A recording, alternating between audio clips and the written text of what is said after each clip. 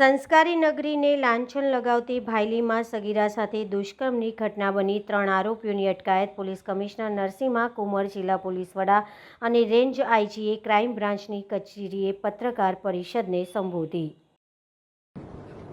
તો અત્યારે વડોદરા શહેર પોલીસ દ્વારા કલમ 35(1)(c) BNSS 2023 અંતર્ગત અટકની કાર્યવાહી કરીને વડોદરા ગ્રામ્ય જિલ્લાને આગળની તપાસ માટે સુપ્રત કર્યો છે।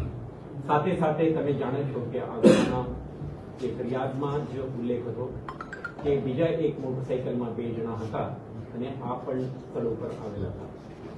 તો આમાંથી પણ આપણે 2 જણા અને એમના મોટરસાઇકલને આઈડેન્ટિફાઈ કરવામાં પોલીસને સફળતા મળી છે।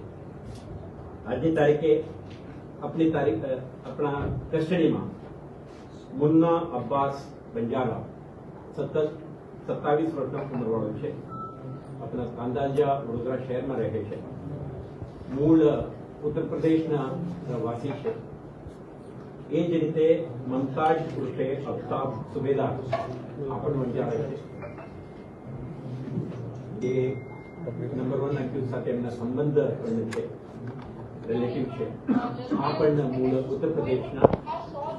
અને ત્રીજો આરોપી શાહરુખ કિસ્મત અલી 26 વર્ષનો ઉંમરનો છે। આ પણ કબજા વિસ્તારમાં જ રહે છે અને મૂળ ઉત્તર પ્રદેશના છે। આ ત્રણેય આરોપીઓ લગભગ 10 વર્ષ પહેલા વડોદરામાં એમ્પ્લોયમેન્ટના અન્વેષણમાં આવી ગયા હતા અને કન્સ્ટ્રક્શન સાઇટમાં આ લોકો પીઓપી વગેરેના કામ કરે છે। તો આ બનાવમાં જે વિક્ટીમ છે મૂળ વડોદરા શહેરના રહેવાસી છે અને જે રીતે ઘટનાક્રમ બન્યો હતો આના મહત્વ આરોપીઓ કયો જગ્યાએ મૂવમેન્ટ કરી છે આના વિસ્તૃત જાણકારી આપણે ઇન્વેસ્ટિગેશન દરમિયાન મેળવવામાં આવેલું। સમગ્ર રૂટ ઉપરના સીસીટીવી કેમેરા ફૂટેજને મેળવીને તેને આપણે ડિટેલ વિશ્લેષણ એનાલિસિસ કરીને એન્હાન્સ્ડ ફોટોગ્રાફ મેળવીને આપણે આરોપીઓને ઓળખવાનો પ્રયાસ થઈ। સાથે સાથે આરોપીઓ દ્વારા વાપરવામાં આવેલ મોટરસાઇકલનું પણ રજીસ્ટ્રેશન નંબર અને ડિસ્ક્રિપ્શન આધારે આને પણ આપણે આઈડેન્ટિફાઈ કરવામાં સફળ થયા। તો મોટરસાઇકલ, મોબાઈલ ફોન ડિટેલ, સાહેદો દ્વારા આપેલ વર્ણન અને સ્થળો પર મળેલ અન્ય ફિઝિકલ એવિડન્સના આધારે આજે ક્રાઇમ બ્રાન્ચ આ ગુનામાં સંડોવાયેલ 3 આરોપીઓને આઈડેન્ટિફાઈ કરીને એમને કસ્ટડીમાં લેવામાં સફળ થયેલ છે। તો અત્યારે વડોદરા શહેર પોલીસ દ્વારા કલમ 5 આ તબક્કે ગુનાના તપાસ વડોદરા ગ્રામ્ય પોલીસ પાસે છે।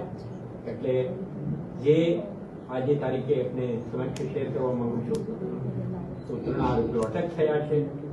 એમના દ્વારા વાપરેલી એક મોટરસાઇકલ પણ રિકવરી થયું છે અને જે આરોપીઓના પ્રાથમિક પૂછપરછમાં મોબાઈલ ફોન જે મળી આવ્યું છે આ અંગે વધારાના તપાસ થશે અને એમને જે સાથે બીજા 2 જણા હતા મોટરસાઇકલ સાથે આ 2 જણાને મોટરસાઇકલ પણ આપણા પાસે છે, પરંતુ આ તપાસનું વસ્તુ છે।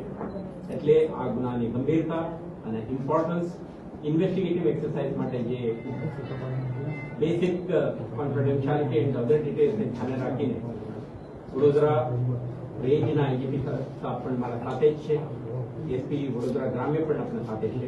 તો એમનો આખા ટીમ નેક્સ્ટ ફ્યુ અવર્સમાં કે દિવસોમાં આ સમગ્ર ઘટના અંગે વિસ્તૃત તપાસ કરશે। તમને વખતો વખત તપાસમાં બહાર નીકળતા તથ્યો અને થતી પ્રગતિ અંગે આપણે પણ જાણકારી આપશે। મીડિયાના માધ્યમથી જાહેર જનતાને આપણે કહેવા માંગીએ છીએ કે નવરાત્રી દરમિયાન શહેરમાં અને સમગ્ર જિલ્લામાં મહિલા સુરક્ષા અંગે ડિટેલ્ડ સિક્યુરિટી પ્લાન હતી।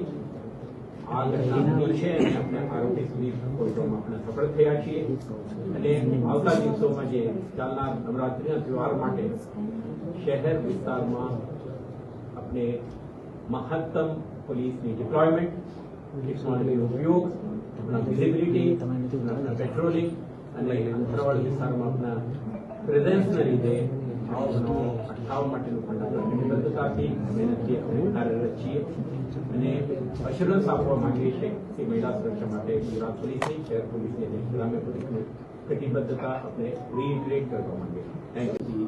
આજે આપણે આરોપી સુધી પહોંચવામાં આપણે સફળ થયા છીએ.